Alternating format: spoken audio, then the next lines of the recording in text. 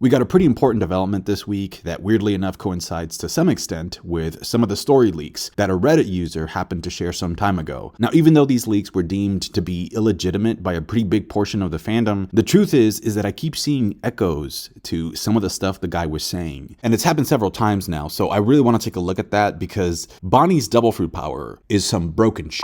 Like, no wonder one of the drawbacks of her power is that she has to keep eating constantly. That's the cost of her being able to keep up her ability. I mean, because if you think about it, she's literally showcasing the ability to alter reality to some extent and incorporate things from other timelines into the story. Now, granted, this is not the first time that she's shown this power. We saw her use the power on Luffy when she turned him into an old version of himself, but from an alternate future. Plus, she also did that to herself when she gave herself the upper body of her non-biological father. And again, this seems to correlate with one of the upcoming plot points that this supposed leaker was saying was going to happen, which oddly enough involves an even more broken power. And that's why a lot of people dismissed the possibilities of those spoilers being true, because back then it just seemed so wild. But after this, it's not so crazy anymore. Now, before getting into that, there's something else that I've been wanting to say for a long time now, which is that I think one of the main reasons for why the Paramount War saga is so beloved by a lot of fans is that it pushed Luffy to an emotional extreme that we had never seen before. Because it starts off with him losing his friends, and then he kind of has to go through this process of gradually building up hope in the shape of the possibility of being able to save his brother. And then that also ends up getting taken away from him as well because his brother dies right in front of him. And that goes back to Luffy's biggest fear ever since he was a child. Like, if we go back to his past, we see that the reason for why he decided to start training and get stronger and stronger is because he loses Sabo. And so he doesn't want to experience that pain again. I mean, he even has a quote where he tells Ace that being lonely is more painful than getting hurt physically, which is a very genuine thing to say. And there's nothing wrong with, wanting to get stronger to protect the people that you care about. That's a good motivation to have. But the reason for why I think the Paramount War saga works so well on an emotional level is because it is through the characters of Kuma and Akainu that Luffy ends up getting a reality check. Because they kind of let him know that sometimes in life, it doesn't matter how strong you are, because loss happens. It's an uncomfortable part of life, but it's also a normal part of life. And so is loneliness. And sometimes experiencing those scenarios and those feelings actually ends up making you stronger in the long run. And so something that I thought was pretty accurate and dark at the same time from that post-Marineford War scene when Luffy wakes up is that Oda showed Luffy intentionally causing himself physical harm. And the reason for why he's doing that is because that's usually how Luffy solves his problems. Like, he typically punches his enemies and that takes care of that. Except here, using his fists is just not enough because he can't just punch his emotions away. And that's why Jinbei has to step in there and tell him to cut it out and to start looking at things from a different perspective. So I appreciated how this chapter reminded me of that aspect of Luffy's personality via the scene where Kuma is watching him train in the jungle. And so with the point in mind that both Kuma and Sakazuki were responsible for breaking Luffy emotionally, granted their motivations and intentions were completely different from each other, but they both are responsible for making Luffy essentially face his biggest fear. So with that in mind, the fact that we're learning that Kuma actually had a very difficult life and that he kind of had to go through hell to end up the way that he ended up, that gets me to think that once we get to Akainu's backstory, we'll also find out that his past was very tragic, very intense, full of messed up and dark things. You don't end up adopting an absolutist mentality because your life was peachy and just, an awesome walk in the park. Typically, people that end up thinking like Akainu does, it's because they've experienced a lot of evil in their lives. Speaking of Akainu, there's a moment with Dragon in the beginning, and the way that the official translation handled his dialogue really got me to think about the contrast, the difference between Dragon and Luffy. So Kuma's asking Dragon, right? He's saying I noticed that you come here and you watch this kid. And then Dragon says, keep going if you want to see me killed. And then Kuma's like, what? And Dragon replies, it's because a child is a vulnerability for any parent. So it's very different, the mentality of Luffy wanting to get stronger, even without having a crew. He's like, I want to get stronger in case my friends turn into a vulnerability. Whereas Dragon is sort of saying that it's best to keep your vulnerabilities at a distance. There's a brief scene between Stussy and Vegapunk in this chapter, which I felt was a reference to the beginning of chapter 1072, which opens up with a journal entry from Vegapunk that says the following: "Even if the world doesn't agree, I know that she is a living, breathing person, a true and undeniable human being. It was a success." Now that we get an updated time box stating that this part of the flashback happened 3 years ago, we can now safely say that Alufa and Khalifa are not, in fact, the same person, because we actually know that it was 5 years ago when Khalifa, Lucci, and Kaku started going undercover in Water 7. That stated, the two of them still look a lot alike, so they could end up being like twin sisters or something, because like even their names sound similar. Now in the scene where we see Bonney grow her muscles like a buccaneer, we also see Gio asking her to play Jenga, which is something else that Oda had previously revealed as one of Bonnie's hobbies in an SBS. Also, the word Gio in Japanese means fish, and so that goes along with him being a fisherman, with him bringing Ginny some fish a couple of chapters ago, and it also explains why the Jolly Roger on the Jewelry Margarita looks the way it does, with some fish and bones. Although that Jolly Roger will eventually be changed to Bonnie's face in a pizza. Last night's anime episode had some pretty good snippets of animation. I primarily enjoyed the fluidity of Blackbeard using his powers, although at one point S-Hawk did send him flying there for a moment, which I interpreted as the anime adding stuff for dramatic effect. And there were also some really good pieces of movement with Hancock as well. I mean, she just looks stunning in some of those shots.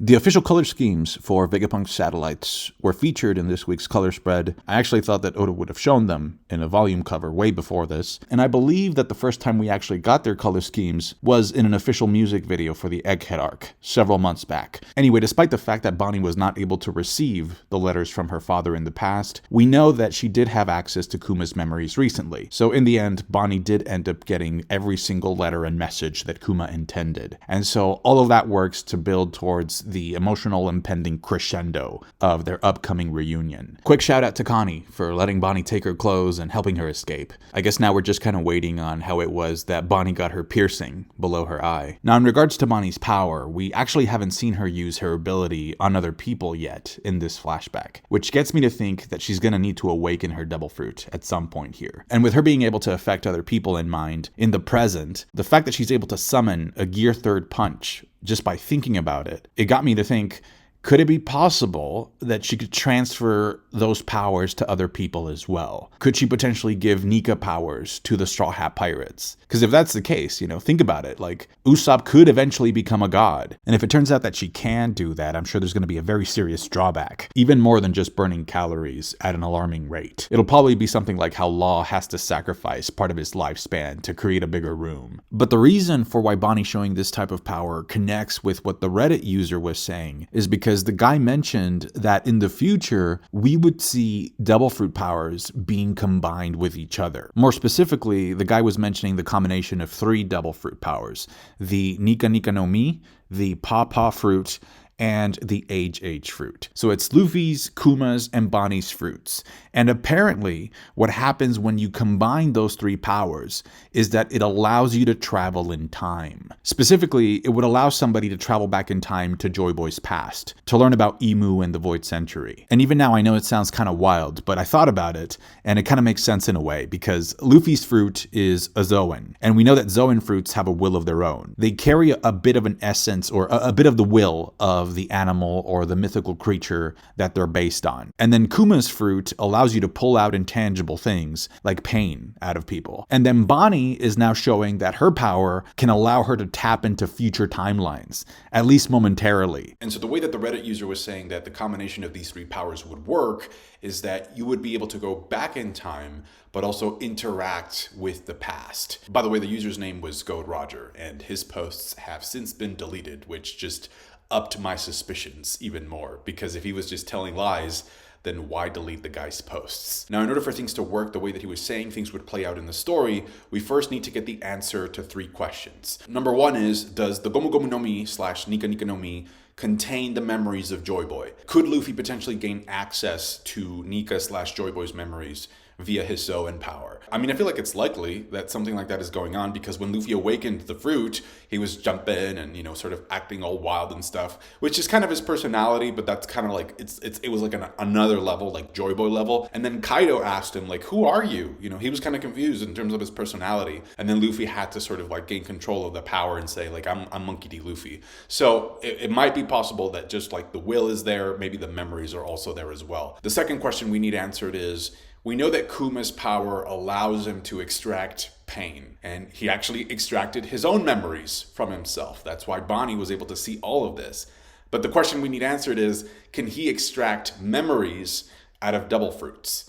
Can he extract Joy Boy's memories, if they're there, from the Nika Nika no Mi? Now, if the answer to both of those questions is yes, then that means that we essentially have the same ingredients for what happened here with Bonney, which is that she gained access to Kuma's memories and she was able to see them play out like a movie. But what the leaks were saying was that it was going to be one step further than that you could actually go back into the past and interact with it. Kind of like in Harry Potter and the Prisoner of Azkaban, where Harry and Hermione go back in time and Harry ends up saving himself from the Dementors. And so originally we thought that Bonnie's power was just sort of like age related, that it was just about getting older or younger. But now we realize that there's more it's more time related. It's more about timelines and stuff. Like, you're actually bringing stuff from other timelines into what's going on. And this is why I made such a huge deal in another video about the fact that we didn't get to see how or when it was that Bonney got her power. And I don't have a problem with characters eating their double fruits off screen, because that's happened before. But what's really strange is that you have a child who is literally supposed to be in quarantine.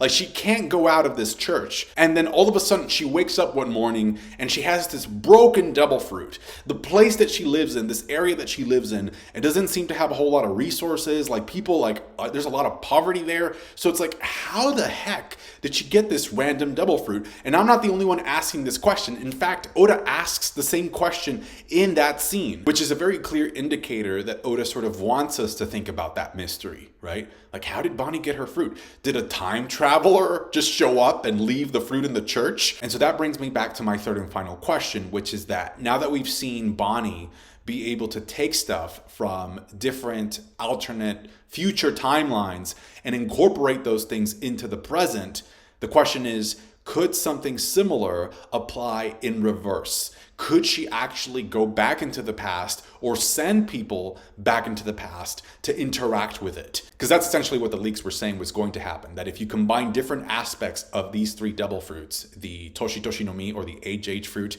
with the Nika Nika no Mi and the Papa fruit, then that's what you would be allowed to do. Now, there's actually a panel, a bit of dialogue that we got from Bonney a while back that I think a lot of people have forgotten about, because it's easy to ignore. It's easy to just brush it off. But that bit of dialogue has really got me to think, like, man, could these leaks actually be true? Like, is this guy onto something? So this moment happens in chapter 1074. It's a moment where Bonney is already witnessing her father's memories. It's young Kuma, and young Kuma is getting beaten up by some kids in God's Valley. And Bonney is trying to rush towards him. Like, she's trying to get close to Kuma. And she has this moment of introspection where she's like, wait, why can't I get closer?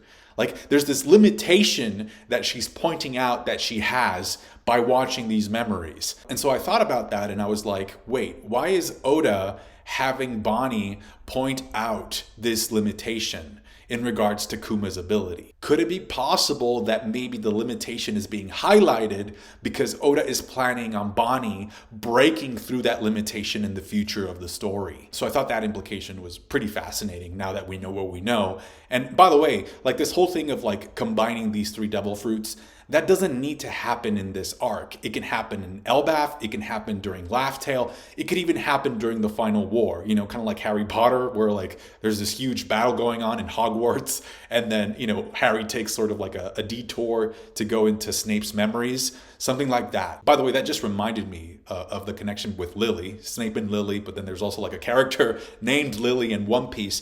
There's the theory, and I think it's a very accurate one, that Lily had Kuma's power in the past, and that's how she was able to send the poneglyphs all over the world. And if that turns out to be the case, then I think it's pretty obvious that Oda's sort of like showing us, given current events, that there's something special about the Nika Nika no Mi, there's something special about the Pawpaw fruit, and there's something special about Bonney's Toshi Toshi no Mi. Or at the very least, there's more to those fruits than what we originally thought. So as long as those 3 devil fruits are still in play in the story, with or without Kuma, that still opens up that door of possibility. Now, again, I don't think that this crazy devil fruit stuff necessarily needs to be explored here in Egghead.